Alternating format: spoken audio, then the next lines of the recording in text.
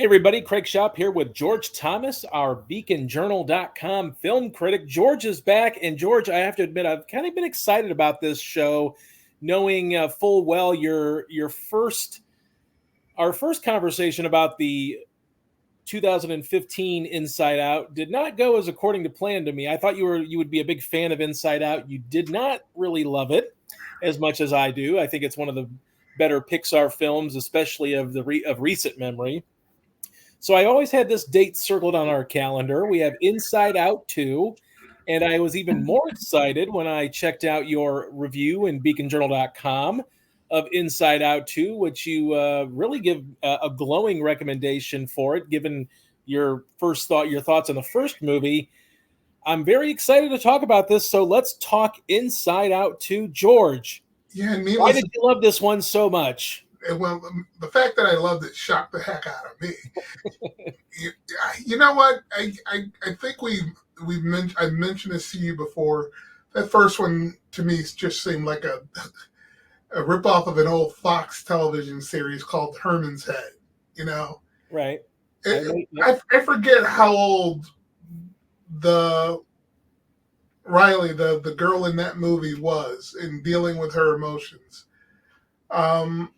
But I thought it was kind of simplistic, blah, blah, blah. Okay. It wasn't engaging to me at all. And then I go into theater with that little attitude, expecting the same thing. And oh, boy, I'm shocked. Yeah. Riley's undergoing puberty. She hits puberty in this one. And the Right. smart move is she hits puberty about 10 minutes into this one. And for anyone who's dealt with it, been through it, male, female, whatever, with puberty comes more complex emotions. Sure. And the filmmakers here did a nice job of integrating the old with the new, the complex with the simplistic. And in that regard, they created nuance. And they took that nuance and they conceptualized it to a point where, and I wrote this in my review, I'm looking at a movie that is as thought-provoking as Soul was, and you know how I love Soul. As do I. And it was on that level for adults, yet it didn't lose its kid audience. And if they can pull that out in a sequel, they deserved all the praise in the world, and they certainly do. It was funny. It was thought-provoking. It has a heart. And for anyone who's dealt with wanting to fit in, wondering if you're good enough, and all of those things that happen with puberty and adolescence, yeah, you can relate. It's very, very relatable. So yeah, I loved it. Well, it's good to hear that. I know that, we've had some stinkers from the Pixar and even the Disney brand over the last several years. And really, I think, Soul is one that we both agree is just absolutely terrific and, stands among the pantheon of great Pixar movies. I still, of course, as I just said earlier, I still have Inside Out among my favorite Pixar films as well. I know Luca was one of those we kind of split on. I think we both enjoyed Turning Red. I think I probably enjoyed it a lot more than you did, which also dealt with, a young woman, growing into womanhood. But Lightyear, I probably liked a lot more than you did. It just seems like they've been more hit and miss, and maybe they finally found their footing over at Pixar now with Inside Out 2. I certainly hope so, because I want that Pixar back. Yeah. And I'll be honest with you, that when the issue of puberty popped up, my first thought was, oh my God, they're going to deal with menstruation again. Yeah, right. And I don't want to say relieved, but I wasn't disappointed that they didn't. That's the best way to put it. Because they as indifferent as I was to Turning Red, I recognize its importance. I'm glad they didn't go over familiar ground this Right. time around. I also like the fact that Riley's a hockey player, Right. Yes. as opposed to a cheerleader or something like that. Yeah. Yeah. Yeah. Definitely feels like they hit the right notes here, and it's interesting too because the first movie was directed by Peter Docter. He co-directed the first movie, and here you have a total brand new first-time Kelsey Mann. filmmaker with Kelsey Mann.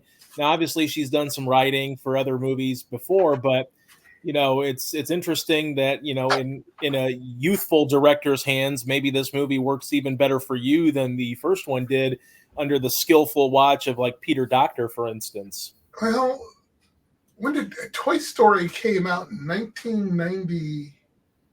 95, wasn't it? 95, 96. That's almost 30 years. Yeah. Pixar is middle age. Yeah. I mean, it is.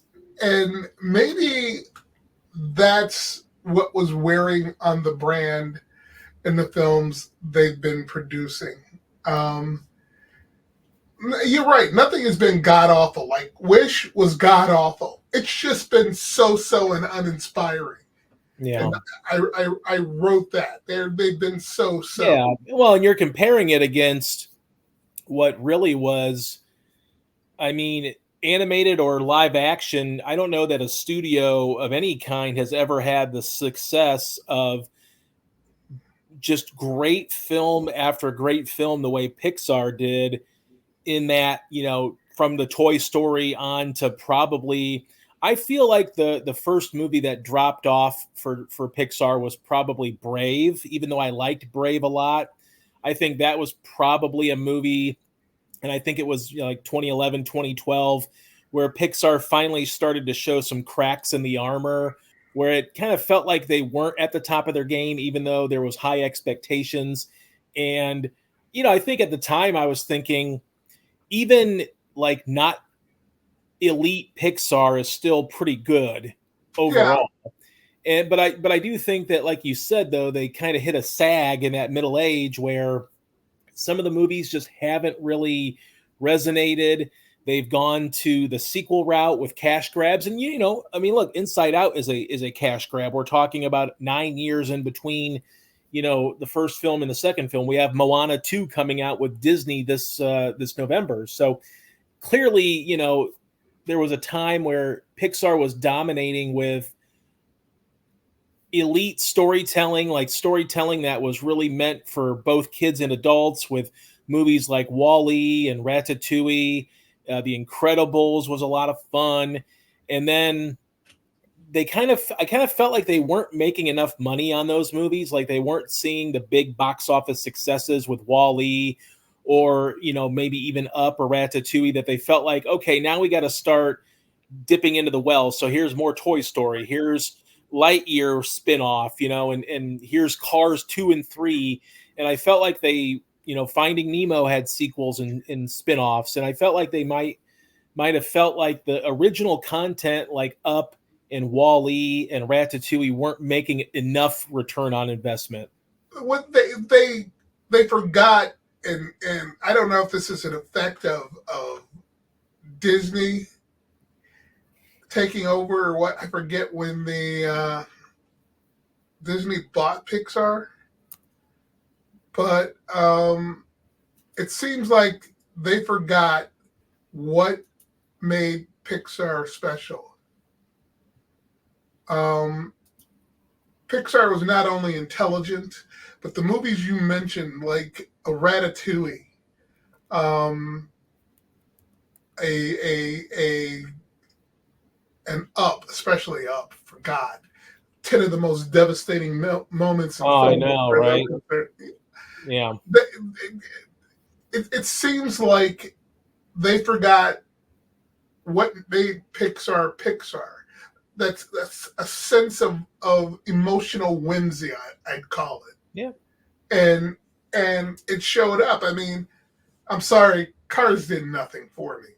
I mean, it's in that We know you're in not a that car area. guy. Yeah. Yeah, no, it's in that area Hmm. where they were enjoying all their success. But Cars and Cars 2, I'm not even sure I own them. I'd have to check my library. Yeah. Um, I forgive them Toy Story 2. I get it. And it seems like because Toy Story 2 was the first, they handled that one with extra special care. Right. Yeah. I even forgive them a little bit for Toy Story 3. But see, you could see the wear and tear when Toy Story 4 hit Mhm. as well, because that is like, really, this is just a straight up cash grab at this point. Well, we're gonna get Toy Story 5 there in a Yeah, couple I years. know. You And, know. and we'll see if I don't know who's directing. We'll see if they hand it over. Right now, you can hand a Toy Story to a to Pixar's Kevin Feige. You know what I mean? Yeah. Someone who grew up with these films, who respects these films, and and and knows what to do with the material. Yeah. Well, and I was looking it up, and it looks like uh, Andrew Stanton might direct Toy Story 5, who is a Wow. Pixar veteran. So maybe they want to try to pump it up a little bit, maybe breathe some new life into it, but with a veteran director. Interesting. Yeah, I think I'm excited about Inside Out 2, and this seems like it's the kind of movie, and I'm not saying that I'm advocating for this because my sometimes my opinions on sequels and prequels and whatever, but it seems like this is the kind of movie that they can continue going back to this world as Riley grows up, as first things happen, life happens. I mean, they could probably already start planning out college or high school or whatever, and they could probably find, like you said here in this review, creative ways to include new aspects of the mind and aspects of personality that can really punch up a sequel so it's not so stale. And the audience would likely move with them. Yeah, So I yeah, certainly will. But yeah, well, it's good to see. I know you gave that a B plus on, and you can read George's review at beaconjournal.com. Obviously we're hopefully getting into some better box office. I know last week, or a couple weeks ago, talking about Bad Boys, Ride or it's Die, and it did some money. Are you surprised? I know you talked about a word of mouth type movie that could make some money. I was a little surprised. It's an R-rated movie getting a $55.5 million opening take. the thing is, it beat expectations by 10%. They were projecting 50. Yeah, It did 56, so it was better than 10% above what they yeah, were projecting. And Hollywood rarely misses. Um, was I surprised? Yeah, yeah, because I I was expecting not that much, and I was expecting everybody to be writing the headline everybody's waiting to write, which is box office is dead, theaters are dead, mhm, Gen Z, Gen Alpha, whatever, has killed movies, blah, blah, blah. They yeah, only want streaming, blah, blah, blah. And to see that, I'm like, oh, there is hope. yeah. There is hope. I guess you just have to have something that's familiar and comfortable as an old pair of slippers. I mean, because, well, you can say what you want about Furiosa being great filmmaking, but most people go to movies to be entertained. Yeah. And unless you're into those endless car chases, I don't know that what happened with Furiosa is surprising. Right. I was a little surprised because, I mean, Fury Road didn't do like amazing money at the box office, but, it did well enough to where, Warner Brothers obviously felt like they could, do the spin off and continue on with the Mad Max franchise itself. But I mean, that movie is not going to make $100 million domestically. And that's kind of a shock. I Yeah. mean, you would think. especially given that, it had a little bit of star power. And, I mean, people know Chris Hemsworth. I know he's in prosthetics and makeup and stuff, and you're not really seeing Thor Chris Hemsworth, but, I was still kind of surprised. And on, third weekend, it finished like sixth in the box office. I mean, and that was when there was a weekend where there wasn't a new release, so it's really weird. Now, obviously, we'll see if the box office returns. I think Pixar's probably gearing up for a big debut with Inside Out 2, but we'll see what kind of fall off maybe Bad Boys has. Obviously, you've got a weekend where you have something for the kids and maybe for the whole family, and then something for everything in between with like a Bad Boys. But do you feel like we're going to see a return to the box office now as the summer's kind of full force? I mean, we've got Deadpool next month. That seems to be like, if that movie doesn't make money, you would think maybe the box office is dead, right? Because it seems like it's gearing up for a $1 billion type take at the box office. Next week, the only thing that's really opening is the bike riders. Yeah. Which there's a lot of, I mean, there's buzz on that, but there's buzz because it's, Jeff Nichols is a really good filmmaker. And I think a lot of people are finally going to get a chance to see more of his work now that he's kind of getting into more mainstream, studio filmmaking. And then, of course, Austin Butler and Tom Hardy are in it as well. So I think that's going to have a chance, although, it might not be for every audience. But then again, you never know. I mean, the people that are buying tickets right now are probably people that might like that. Looking for something different. Yeah. And that might be the different. I think there's a reason why it's a summer release. I mean, obviously you got to put a movie somewhere, but it is getting its own weekend essentially, and it's going to have 2 weeks removed or 3 weeks removed or so of Bad Boys and a week of Pixar. So it's really competition wise, it's going to be just the trail off on the third and fourth weeks of Bad Boys really. For them to try to make some money in that adult market.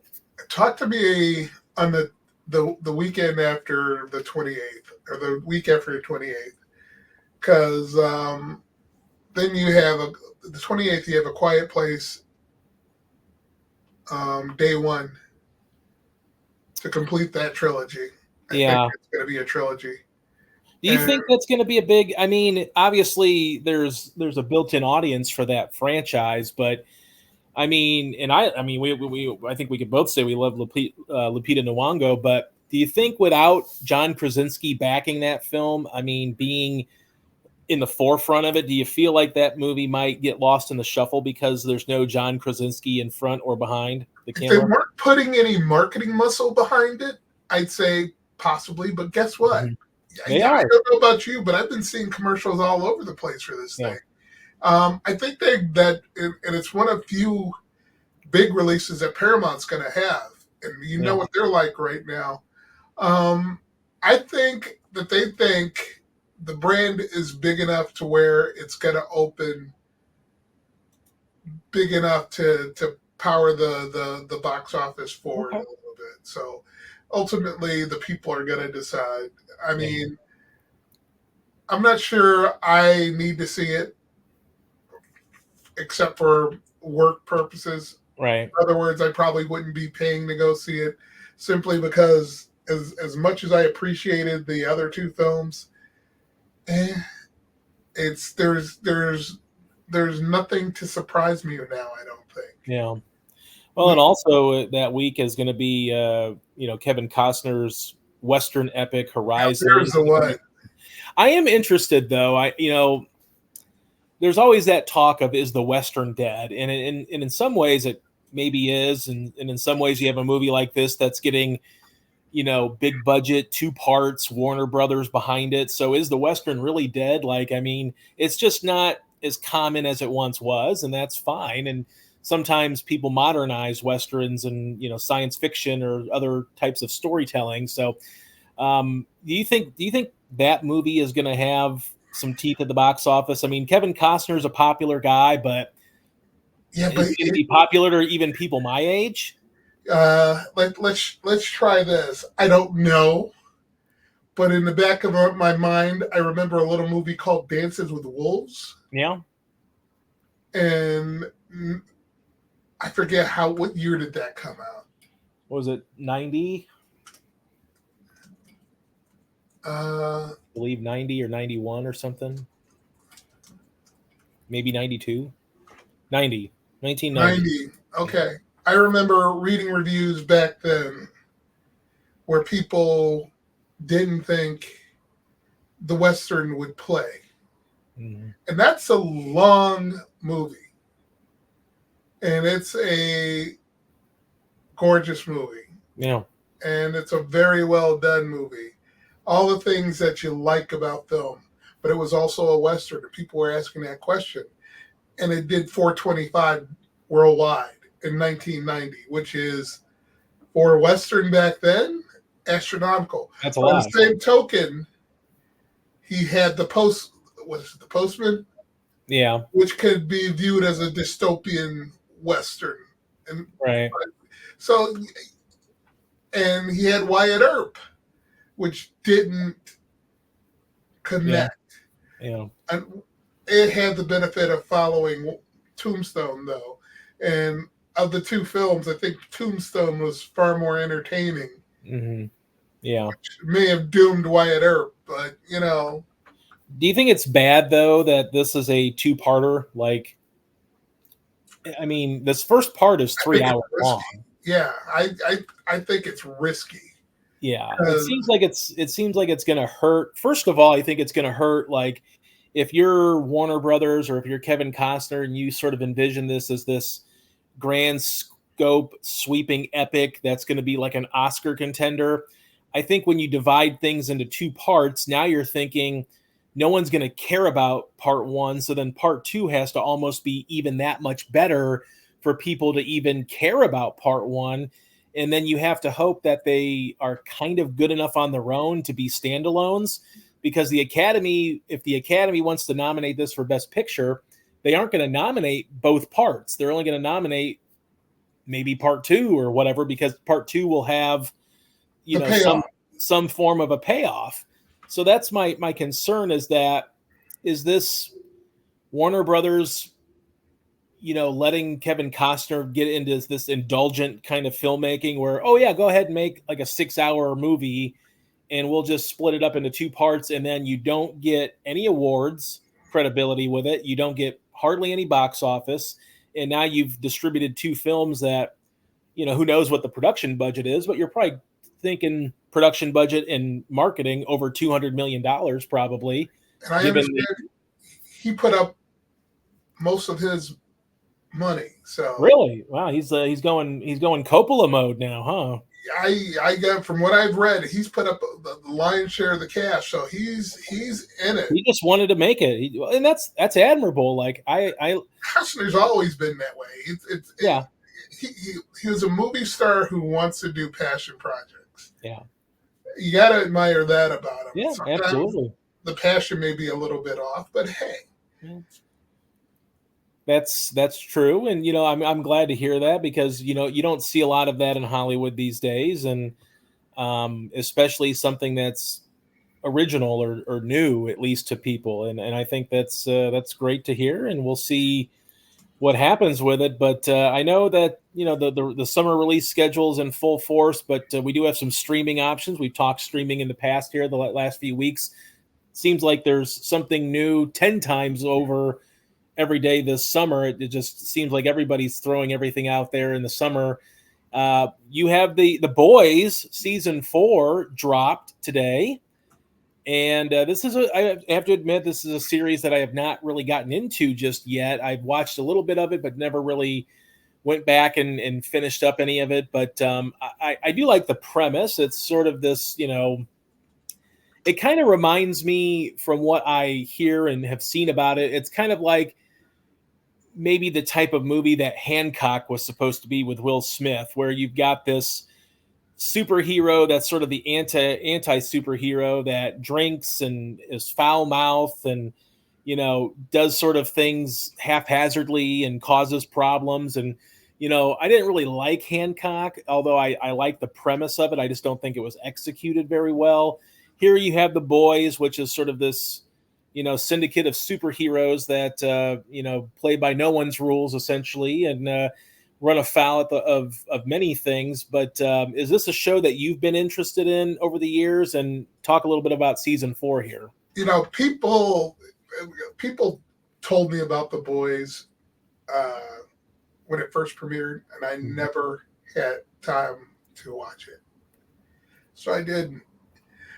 Amazing what catching COVID will do for you, though. Yeah. And I was holed up with COVID a couple summers ago. My family was in Florida at Disney World, and you remember what it was like? You're screaming for stuff to watch. Yeah. I'm stuck in a house, so I'm screaming for something to do. It took me 3 days to binge 3 seasons of The Boys. Wow. Okay. It's a show that you back then didn't want to quit watching. Carl Urban is positively mesmerizing. As can't even call his character the anti-hero or a hero. He's an anti-hero. Mm-hmm. He's a necessary evil. Yeah. The entire premise, which is basically a riff on fascism, where the lead superhero is a Trump-like character on testosterone with Superman-like powers. Mm. It was a good time. It's graphic. Yeah. It's in your face. It was intelligent. And right now it's facing backlash. Well, why is that? What's the backlash? Why is The Boys maybe losing its footing here? Because it's popular. And the build-up for season 4 has just been, well, not necessarily build-up, but the pent-up desire for it has been so great. And the nearest equivalent I can think of recently has been Reacher. Yeah. People were clamoring for season 2, and by the time season 2 was done, backlash had started. So I think that's where it is. It's a popular series, and it's going to get picked apart on a micro level. Yeah. And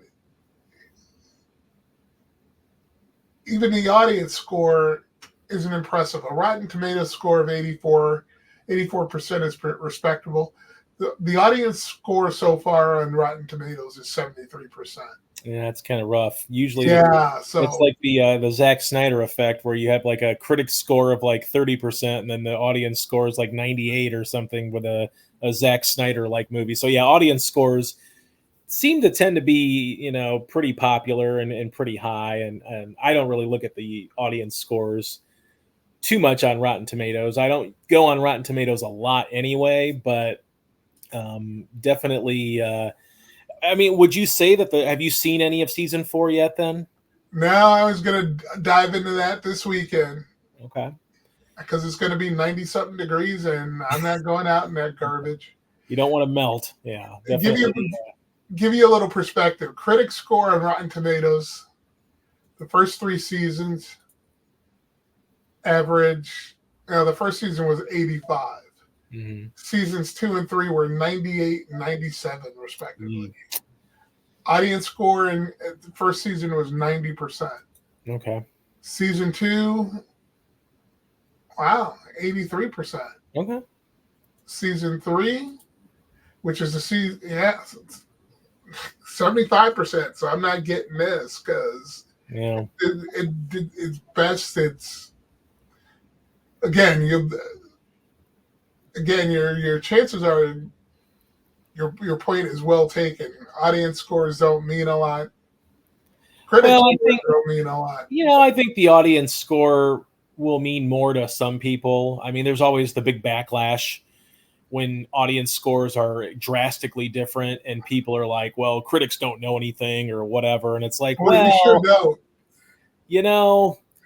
You can think that, but then at the same time, you may not look at things from a critical perspective either.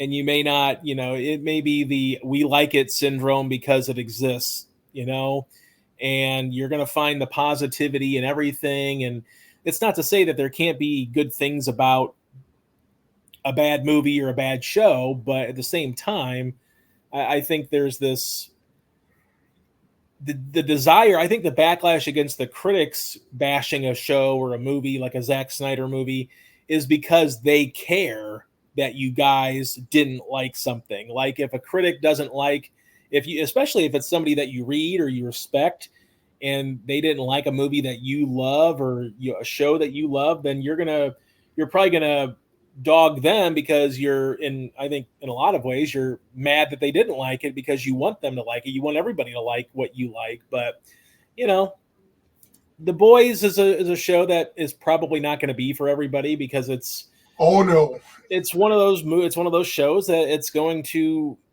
appeal to the superhero fans, but then there are a lot of superhero fans that don't like that kind of superhero. And I think that's probably why you get audience scores that, well, I didn't really like it because I prefer a certain type of superhero, and that's not it. So, it's probably not going to be for everybody, but I think you've got to look at it from a perspective of don't hate something just because it's become popular, because you can still have, shows and movies that are sequels or multiple seasons in that, trump their best seasons. but I see it's easier to say. I know so many people who turn on a show simply because it's grown too popular. Yeah. Part of me wonders if that's what has happened with The Boys or is happening with The Boys. I guess we'll see. Yeah.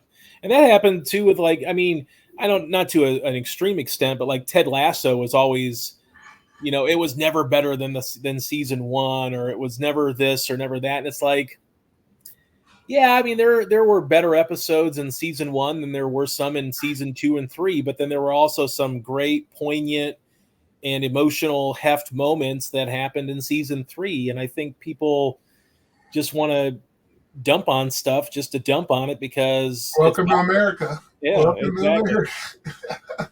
Well, we kind of teased it a little bit. Are you going to be seeing the Bike Riders next week? I hope so.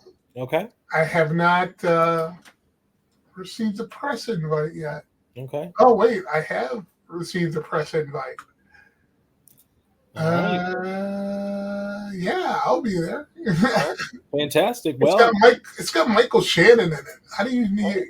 Well, Michael Shannon's like, he was in Take Shelter, one of Jeff Nichols' movies. So, very interested. I mean, it's kind of one of those, like, you're hoping it's going to be like the movie that people start to see, like a Jeff Nichols movie for the first time, because he's really, and it's not a bad thing, but he's kind of been on the periphery, I think, of a lot of Hollywood because he hasn't really made a lot of big studio movies, and he hasn't made those, like, he started off, small. He made Mud, and then, he's made like Midnight Special and Take Shelter. And I think like people they might have seen his movies, but they haven't really gone to his movies. And I think the Bike Riders is his chance maybe to possibly get there.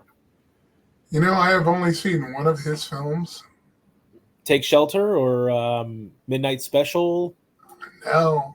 Loving? Yeah. Yeah. And it was just National Loving Day yesterday, I think. So, yeah. Yeah, I've only seen one of his films. And I would say probably his only big kind of, I mean, it wasn't a huge studio film, but I think it was probably his most popular, like, that's a movie that people probably know, and they might not have known he directed it. But, Mud's very interesting with Matthew McConaughey, and Midnight Special's kind of a fun little movie too. So, and Take Shelter's like the anxious, mind-bending almost in a lot of ways kind of movie too. So I'm very interested to see what happens with the Bike Riders. This is a very interesting possible, Austin Butler probably going to have a fun little accent again, and probably going to have to spend the next 6 months with a dialect coach to get away from his tough guy bike riding persona. Yeah. We can only hope. All right. Well, as always, everybody, you can follow George at by George Thomas. So you can read all of his reviews and everything that he writes at beaconjournal.com. George, as always, great to talk to you. Great to hear that Inside Out is worth our time this weekend. I think you're just relieved more than anything else. I would honestly, I'll probably love it no matter what, because if it's, I loved Inside Out. I thought it was a really interesting movie. It had some poignant moments. And it also, I felt like it was one of those, I know what you're saying with the simplified, but I think it also kind of showed that, it's okay not to be okay. And it's okay to kind of think through your emotions, and also doing it in this creative way, getting into someone's mind and showing like the inner workings of the mind through this animated feature. I think maybe opened up kids' eyes to not necessarily that's how it works. Like that's not how the sausage is made, but just kind of understanding that you can think deeper on deeper levels, and maybe that's exposing children to something that they've never been exposed to before. So I loved Inside Out. I'm hoping that Inside Out 2 will also reach me as well. So as always, George, thanks so much for taking time to talk to us, and we will hope that you have another good week at the movies. Yeah, you and me both, pal. All right, you take care of yourself. Later.